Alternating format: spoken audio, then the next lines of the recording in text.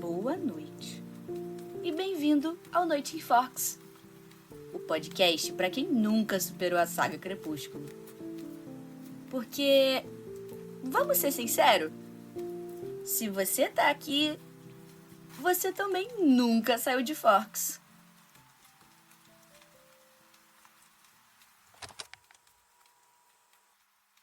Antes de começar esse episódio, se você tá ouvindo pelo Spotify, dá uma avaliada no nosso podcast.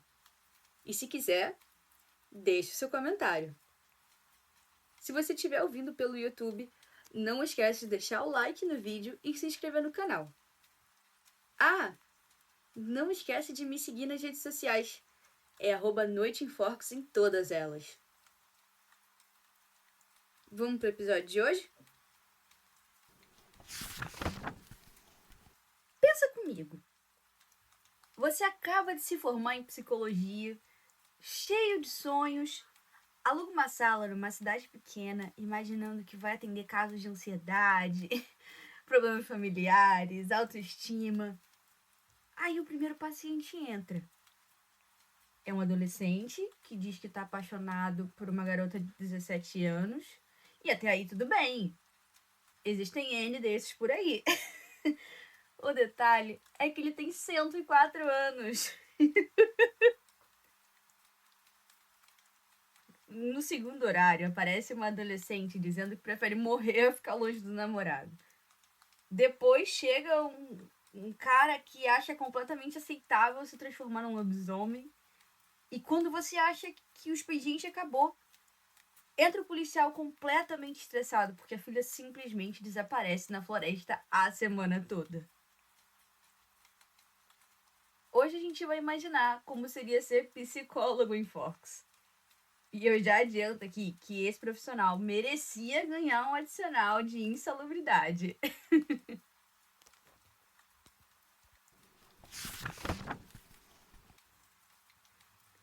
Vamos começar pela paciente mais famosa, a mais nova moradora e, é lógico, a mais queridinha da host desse podcast, Bella Swan. A primeira impressão é de alguém extremamente tímida, que fala baixo, evita chamar atenção, tem dificuldade de expressar o que sente. Até aí, ok. Vários adolescentes, ou se não a grande maioria, são assim.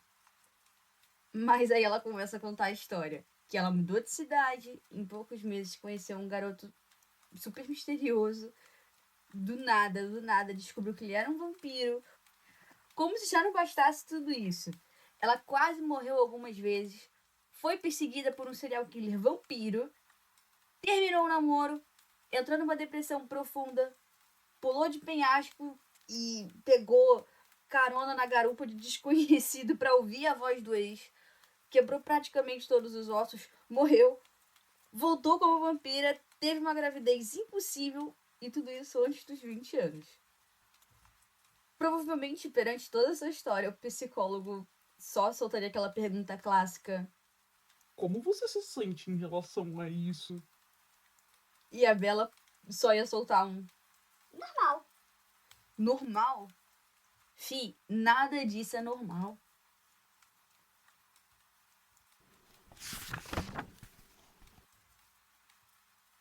Agora o próximo paciente é o Edward.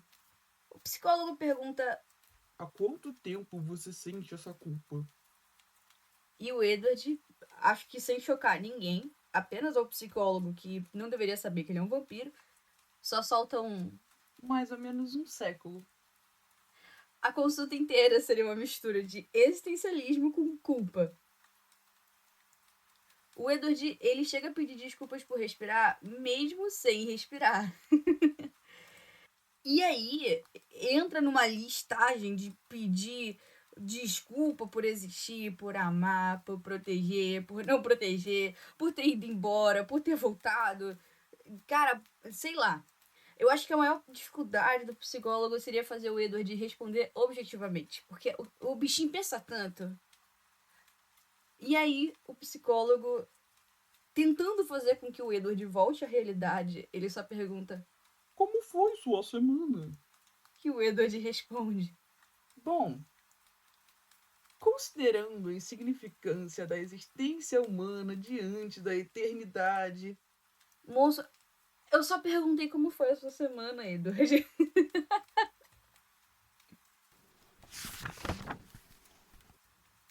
O próximo é o Jacob. E não choca ninguém, que ele já entra sorrindo. Só que 5 minutos depois, ele já tá irritadinho, dando soco na parede. Como um bom machista heterotop, né? Depois tá feliz de novo, depois bravo de novo. E aí o psicólogo pergunta... Tá, o que aconteceu? E o Jacob só fala... Eu virei um lobo. Ah, e a garota que eu amo escolheu um vampiro. Eu acho que nesse momento o psicólogo ele só vai fechar o bloquinho de nota dele e vai soltar um... Tá bom. A gente se vê na próxima sessão.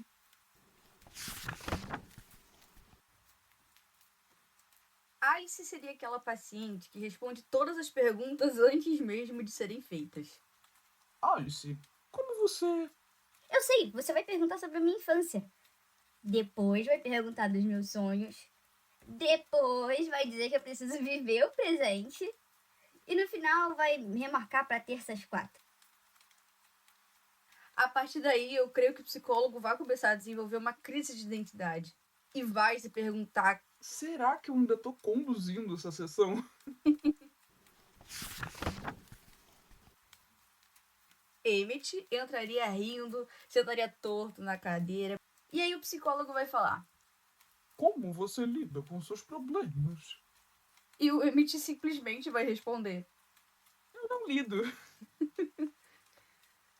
Na verdade, eu acho que o Emmett seria provavelmente o paciente mais fácil.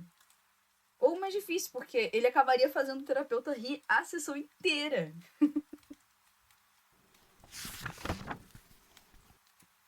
Se atender o Scully já seria complicado. Imagina o Volturi. Aaron provavelmente faria a sessão inteira entrevistando o pobre do psicólogo. Caio reclamaria de tudo. E o Marcos... Cara... Eu acho que o Marcos passaria a sessão inteira olhando pela janela.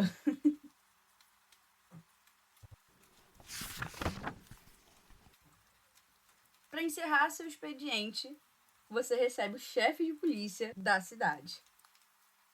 Charlie seria aquele paciente que foi convencido por alguém a fazer terapia. Provavelmente pela Bella. Ou pela Sue, mas creio que mais pela Bella. Com qualquer pergunta, ele cruza os braços e responde tudo com... Tá. Pode ser. 40 minutos depois, ele começa a falar da Bella, do namorado estranho dela, do garoto que ele viu crescer e virou lobisomem na frente dele.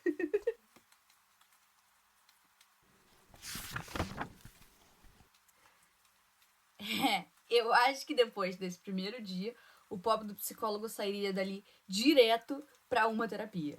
E principalmente que ele não fosse o terapeuta. Eu acho que no final, o maior desafio de um psicólogo lá em Forks nem fosse atender vampiros ou lobisomens. Acho que seria convencer todo mundo a falar a verdade, porque imagina conduzir uma sessão com uma pessoa que responde sempre com Tá tudo bem. mas 5 minutos depois está enfrentando um exército de vampiros na floresta. Ou atender um paciente que simplesmente some durante alguns dias e volta dizendo que Ah, foi só uma caminhada. a verdade é que Forks rende boas histórias justamente porque ninguém ali tem uma vida normal. Pelo menos no nosso arco principal. E se a gente fosse colocar todos esses personagens numa sala de espera, provavelmente a consulta das 2 da tarde começaria às 2 e terminaria uma semana depois.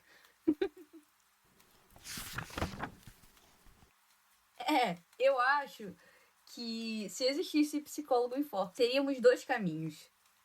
Primeiro, que seria difícil encontrar um disposto a atender todo mundo.